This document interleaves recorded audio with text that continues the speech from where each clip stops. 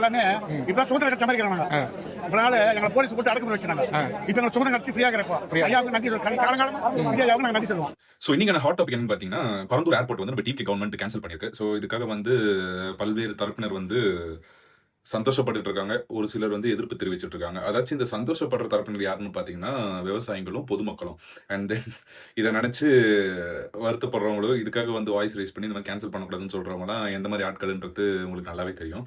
ஆக்சுவலா இந்த ப்ராஜெக்ட் வந்து எப்படி ஸ்டார்ட் பண்ணாங்கன்னு பார்த்தீங்கன்னா, ஆகஸ்ட் 2022ல டிஎம்கே பீரியட்ல ஸ்டார்ட் பண்ணப்பட்டுச்சு இந்த ப்ராஜெக்ட். அண்ட் தென் இந்த ப்ராஜெக்ட்னால அந்த ஏரியால இருக்க ஃபார்மர்ஸோ, அங்க இருக்க பீப்பிள்ஸ் எல்லாமே வந்து ரொம்ப அஃபெக்ட் ஆக ஆரம்பிச்சாங்க. அதாச்சும் பார்த்தீங்கன்னா, இந்த 1000 ஏக்கர்ஸ் கிட்ட லேண்ட் வந்து அக்வயர் பண்ண வேண்டியதா இருந்துச்சு. அது எப்படி பார்த்தீங்கன்னா, இந்த ஃபார்மிங் லேண்ட். ஸோ இதனால பார்த்தீங்கன்னா, அண்ட் தென் அந்த ப்ராஜெக்ட்ஸ் வந்து ஆல்மோஸ்ட் 13 வில்லேஜஸை கவர் பண்ணி அதுக்குள்ள வர மாதிரி இருந்துச்சு.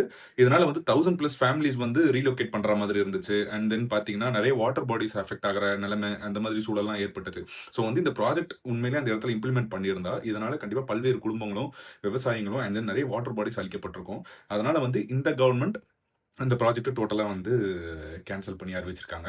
இந்த ப்ராஜெக்ட் ரிஜெக்ட் பண்றதுக்கு நன்றி சொல்ற விதமா பாத்தீங்கன்னா, அந்த போராட்ட குழு தலைவர் திரு சுப்பிரமணியம் அவரும், அப்புறம் பாத்தீங்கன்னா திரு எஸ்.டி. கதிரேசன் இவங்க மற்றும் அந்த குழு உறுப்பினர்கள் எல்லாம் சேர்ந்து வந்து நம்ம சிஎம் விஜய் எனக்கு நன்றி சொல்லியிருக்காங்க. இது உண்மையிலேயே வந்து ரொம்ப அப்ரிஷியேட் பண்ணக்கூடிய விஷயம். அதாச்சும் பாத்தீங்கன்னா 4 வருஷமா கிட்டத்தட்ட ரொம்ப கஷ்டப்பட்டு போராடிட்டு இருந்த ஒரு விஷயம் இந்த கவர்மெண்ட் வந்த உடனே ஸ்டெப் எடுத்து பண்ணி கொடுத்துருக்கு.